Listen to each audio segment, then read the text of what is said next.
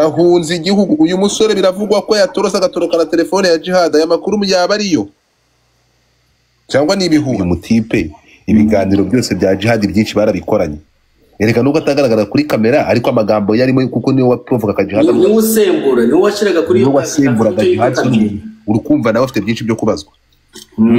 Ikintu ndi kwibaza, yaba yagize ubwoba agahunga agatoroka, yacikanye telefone. Ariko story yuko byagenze wabyumvishe, ariko gucikana telefone urukumva uyu mutipe kuba yacikanye telefone ngibi byo yacikanye telefone kubera ibirimo. Yashatse kwiba telefone, yabuze kugira ngo ayiba agenda ayigurishe, cyangwa yibye imodoka ya Jihad, cyangwa yibye imodoka ya Jihad. Telefone ni imodoka amanyishaka iki mu Rwanda ko nshobora gutangira business yuga ubundi ngo wiki uravuze ngo Jihad na telefone byakora business Bugande. Iduka rya Uganda mu Kikubo se ritangwa n'amafaranga ngahe mu Kikubo? Miliyoni 20 utagira iduka mu Kikubo. So abantu rero muze kudusobanurira nibyo uyu mujene oke ndabizi ko amakuru mamwe yafite nibyo se yaratorotse kujya bakora amenye mu gitondo, ariko nari mfite urugendo ntabwo nabashije kudiginga ngo menye niba mu by'ukuri yatorose. Niyo mpamvu ira screen birabibona na tweetinze mu gitondo nashyize hariya nanyuze kure kuko uko ntabwo nafite amakuru yuzuye n'ubu turi kuvugana. Niyo mpamvu ndi gukoresha ijambo nkavuga ngo biravugwa ko. So I'm not sure niba mu by'ukuri uyu Okim ntabwo ari gukurikiranwa, ntabwo yigeze akurikiranwa, nta nubwo tugeze tumva muri iyi kesi. Ariko ibi bihuha biriho nibyo, reka dushobora kuba turi kwivugisha gutya turi kumuharabika ngo yahunze kandi atanahunze. Ibyo ni injuga wabivuze Godi, ntabwo ari abandi bantu n'injuga. Oya ntose injuga niwe wabyanditse kuri ntuza ko nanditse nuko ko ruko ubundi dore ukuntu nanditse. Nigeze njya kuri stat ya gufata nkandikaho. Reba hano dore ukuntu nakoze inkuru mu gitondo.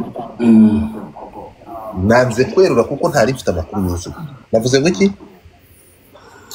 Ngo breaking news biravugwa ko akimara kumva ko fiance we yatawe muri yombi yahise atoroka igihugu.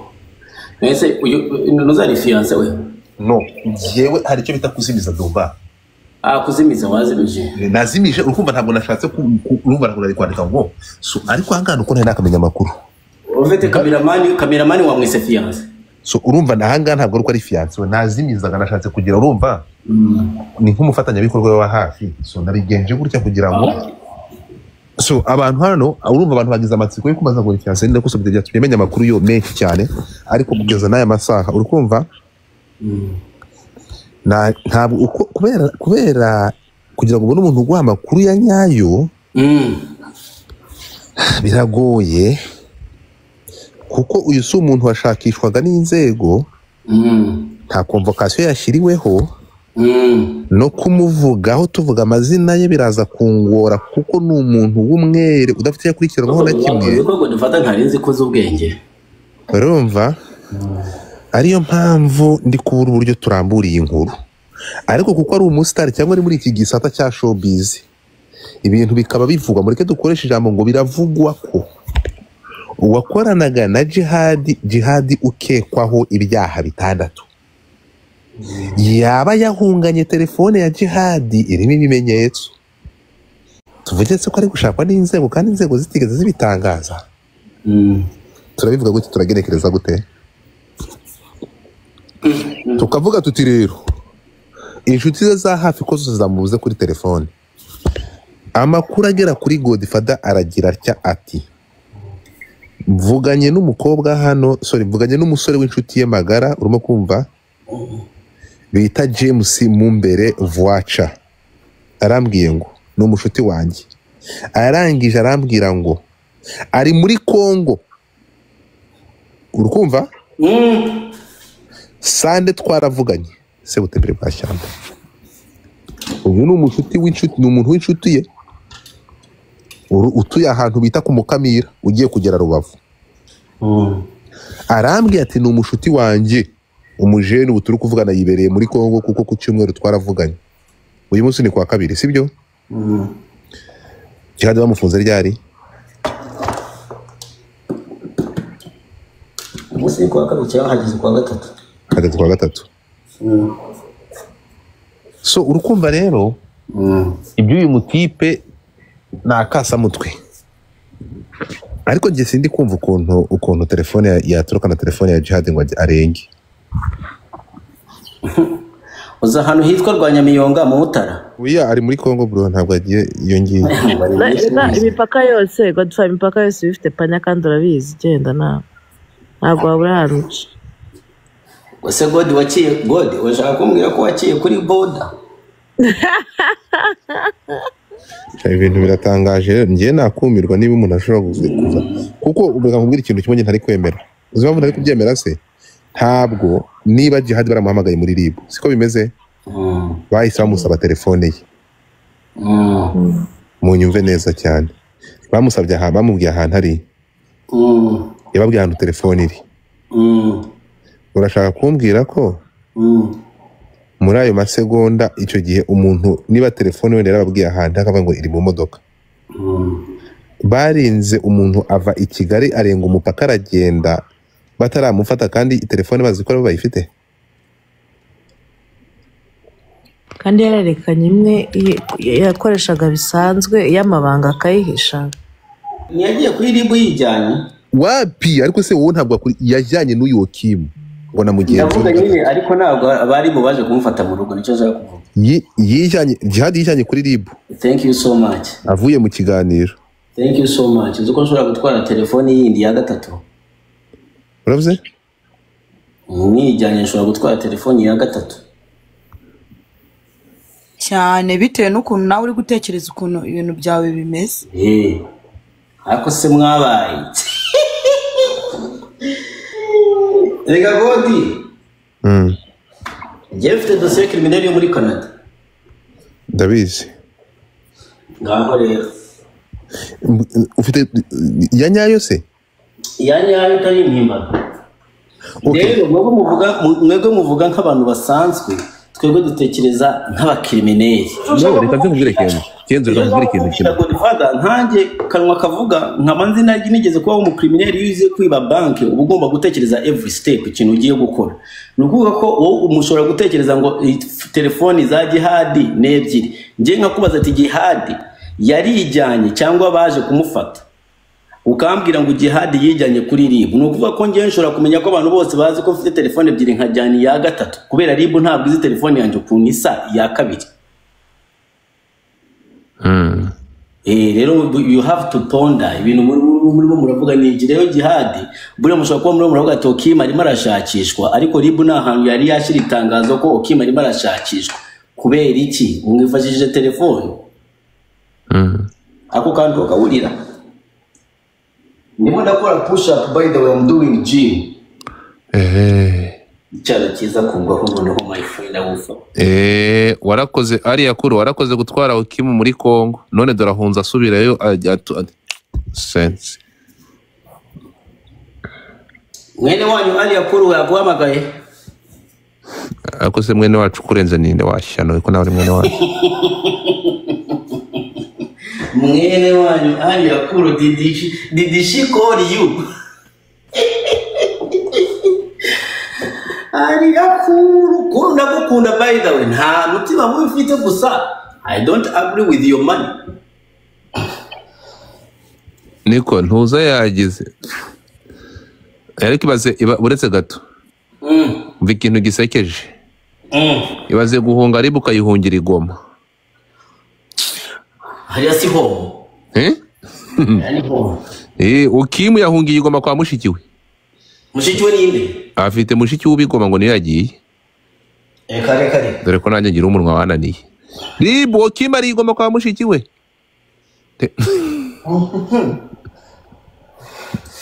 Reka nkubwire wihishe muri gato Nyamirambo nawe wakubona. Barakubeshye bro. Ngo bita byawo. Bro, geto Nyamirambo nta muntu wagukurayo. Abivuga ni ibiki man? Cyambere abaswahili ntabwo ari abasiniki. Si sawa rero. Ushobora kwibaza ko wagiye nka za Uganda ukajya kubona barakugaruye. Wagiye wajya mu ariko se wabajije uyu mukobwa ko byamubayeho? Bad Beach i Kigali baramuhize. urumva bamuhiza umwana yurira imodoka afata imodoka special Bad Beach uyu Bad Beach ntiwibuka ibintu Eme Ikinege akabari yagiyemo inzu yagiyemo agiye kureba abana vuga ariko kari ke John wamuzanye ke John niwe wamuzanye ako ke John aragira amabi uribuka bajya kuvumbura inzu basambagiragamo kuwo bita Kabebe kese ya Kabebe bacuruzaga abakobwa I Kigali bakajya gusamba akazana abagabo bagasambaniramo ngo bari kubyina ikimansoro Bad Beach ni warwo indaya zaho oya reka ntabwo ari ryo wenda zawo ngaho dutere story iyo story ashaka kujya gusubiriremo noneho abantu bumva ishusho yuko Ukima adashobora kubacika subiramo iyo story sheri Bad Beach byagenze gute sheri mva ntago nahera detail urayihera ntago nahera detail pe yitubwira ndagusaba Bad Beach ugiye gukora icyo utayera teyade wavuze ibiboro batubwiye story ko ibi ngo ntabwo nahera detail ugiye gukora iki ko na business ufite ko ibintu byawe byose wakoze byahone nini sasa nini oya ariko se bo tubaduha story twagiye oya Bad Beach niwe bita Bad Beach my friend baba twagiye shushu mbwira ntamo umva se sheri ubwo ndakwinjiza shira Bad Beach muri beach shira Bad Beach muri beach ngo bamutemo se bajya kukubitwa n'inkuba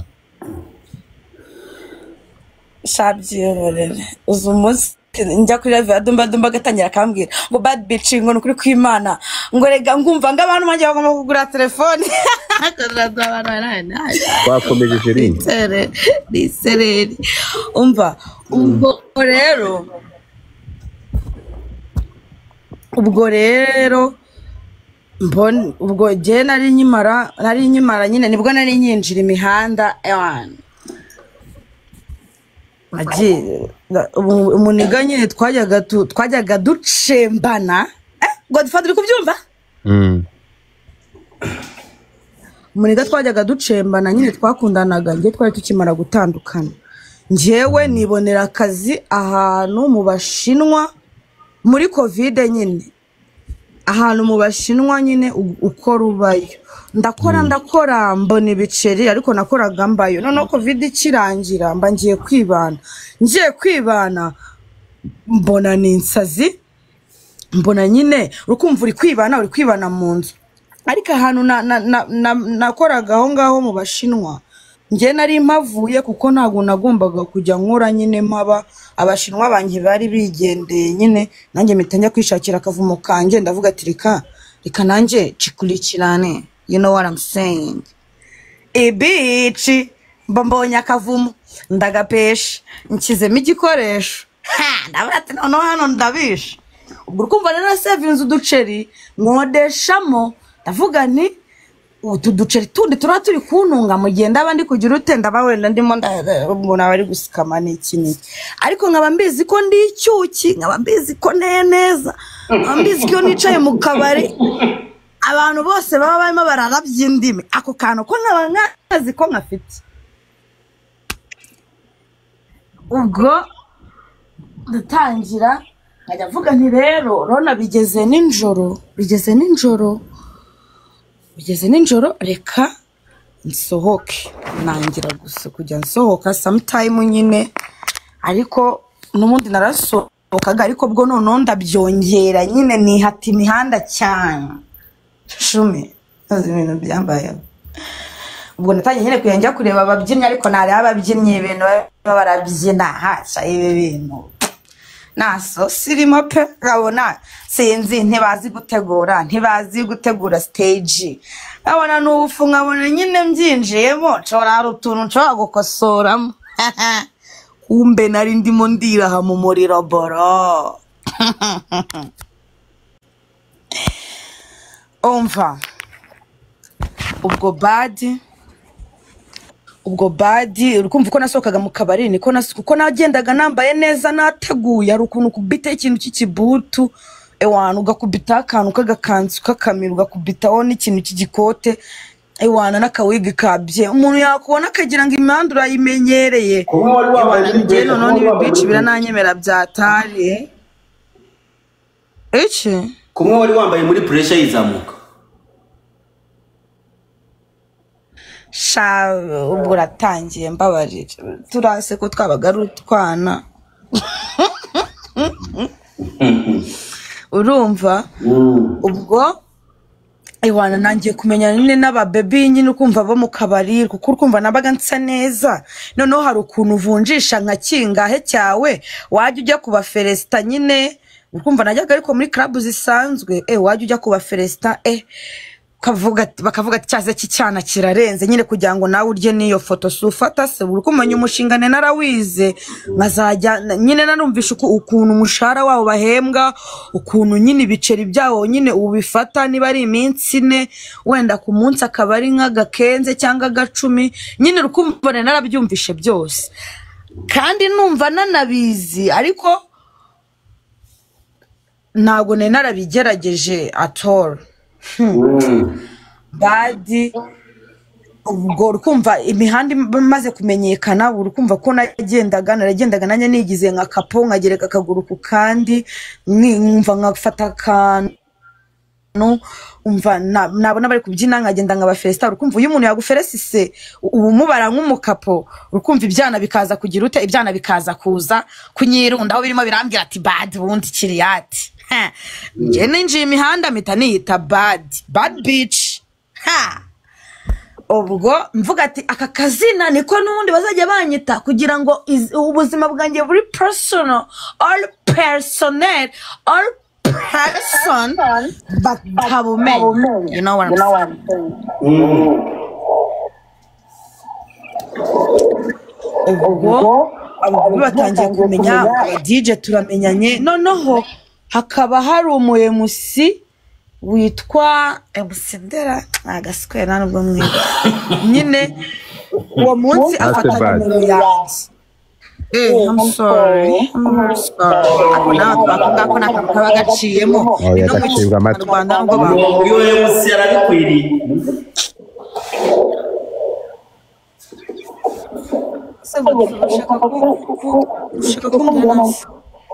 oya mani na uri kurabumva ako kantu nyine sorry nese mani nese niba ibintu mba ndi kubyiga ubigena vuge sibwo kaje ubwo ni byewe sajya irakaza nigo difada mani mutanda ndi kwisubira nigo difada byavuyemo nabikuyemo komeza shusho okay urumva nuko ubwo uwo muyemusi afata nimero yanjye ko yabonaga ndakuki kandi nyine nangiye kujya mvuga ngo nanjye ndabyina nyine iyo ugeze mu kandi kabari harimo ababyinnyi iyo babeshye ndashaka story yo gufungwa utubwiye story ukimera amabere tafaka none se sinakubwiye ngo ngiye kwicamo hagati ukamwa ngo nyitangire okay nabi nyine turashaka story nibwo nari nkibijyamo yego okay ubwo uwo muyemusi aho hantu yandangiye niho nahuriye n'umuniga w'umudj witwa Krizo niwe wandangiye kwa baby ka baby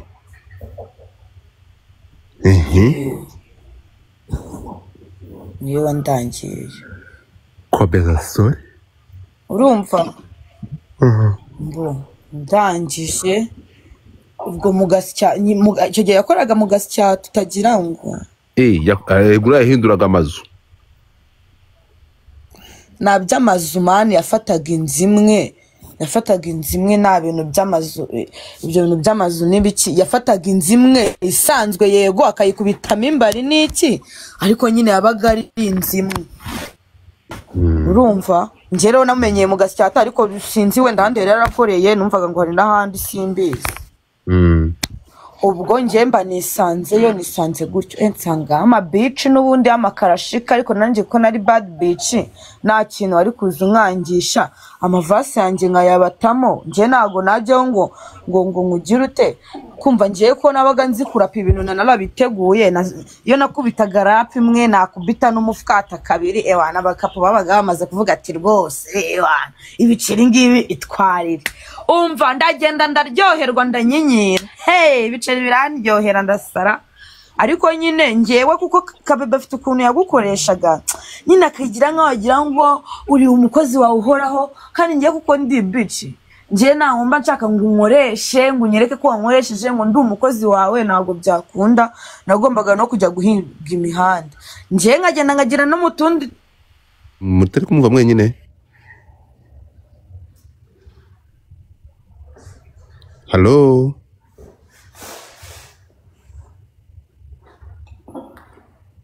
Hari ikintu mwafasha? ntabwo ari kuvuga ntabwo ari kuvuga